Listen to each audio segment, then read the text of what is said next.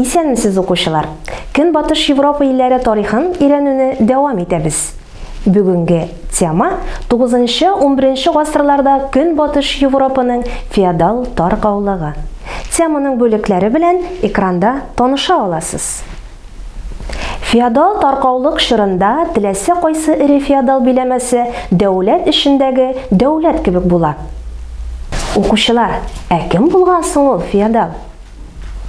Феодал ул урта гасырлар җәмгыятендә хакимлек итүче катлау әгъзасы, ире җир биләүче. Әлеге зур җир биләмәсе аларга кайдан килгән икән соң дигән сорау туа.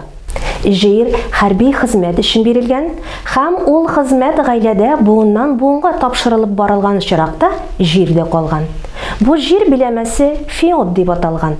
Феодал үзенә буйсынган халыктан салымнар җыя, хөкем итә, башка феодалларга сугыш игълан итә һәм алар белән солых та төзи ала. Феодаллар һәрвакыт диярлек үзара сугышып яши. Бу үзара сугышлар дип атала. Үзара сугышлар вакытында авыллар яндырыла, мал-туар куып алып кителә, шәчүлек җирләре таптала.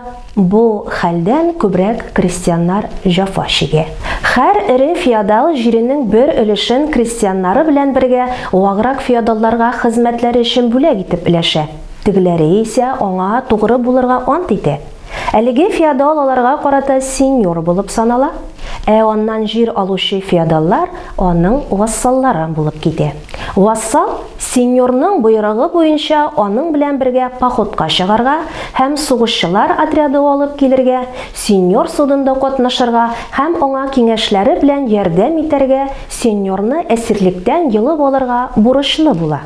Сеньор исә үз вассалларын башка феодалларның һәм баш күтәргән крестьяннарның һөҗүмнәреннән саклый. Хезмәтләре өчен бүләкли, аларның ятим калган балалары турында кайгыртырга тиеш була. Вассалларның үз сеньорларына каршы күтәрелгән яисә аларның буйрыкларын үтәмәгән башка сеньорга күчкән очраклары да була. Бу чагында аларны бары тик көч кулланып кына буйсынырга мәҗбүр итәләр. Укучылар, әйдәгез хәзер феодал баскыч турында сөйләшик. Илдәге барлык феодалларның башлыгы һәм беренче сеньор булып король исәпләнә. Ул алар арасындагы бәхәсләрдә баш хөкемдар була һәм сугыш вакытында гаскәр белән җитәкчелек итә. Король югары ак сөякләр, герцоглар һәм графлар өчен сеньор булып тора. Герцог һәм граф биләмәләрендә гадәттә йөзләрчә авыл исәпләнә.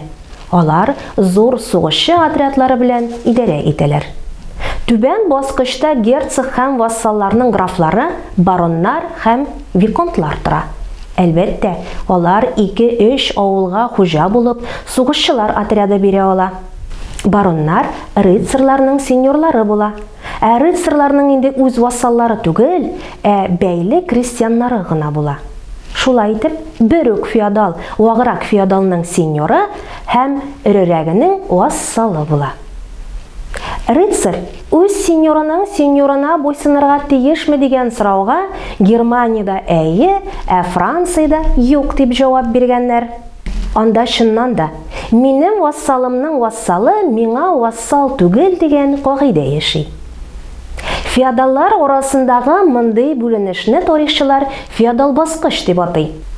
Вассал мөнәсәбәтләре феодалларны алар арасында еш кына корольләр үзләре дә җиңә алмый торган каршылыклар туып торса да, бердәм иҗтимагый катлауга берләштерә. Сугышлар булган очракта алар ничә хәрәкәт итәргә тиеш булган соң? Башка бер дәүләт белән сугыш башланса, король, герцог һәм графларны походка чакыра. Алар бароннарга мөрәҗәгать итә. Бароннар рыцарь отрядларын алып килә. Феодаль гаскәр әнә шулай оеша. Аны гадәттә рыцарьлар гаскәре дип атыйлар. Франциядә Каролинаклар династиясының соңгы корольләре власте нык көчсезләнә.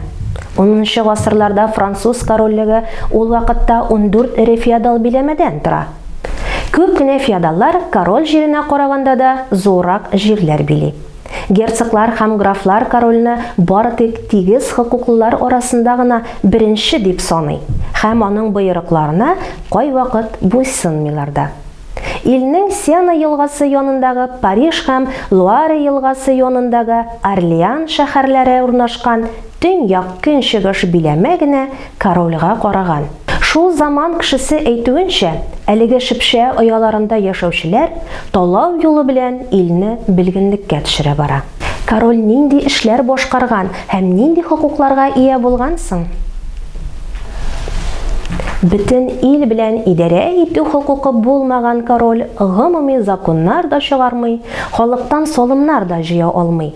Шуңа күрә аның көчле доми гаскәре дә, түләүле чиновниклары да булмый. Корольнең хәрби кешеләре аның җирләреннән феодаллар алган вассал отрядларыннан тора, ә үзе сарай кешеләренең ярдәме белән идарә итә. Укучылар, 9-11 гасырларда Көнбатыш Европаның феодал таркаулыгы диелгән темабызның теория өлеше тәмам. Практик өлештә очрашырбыз.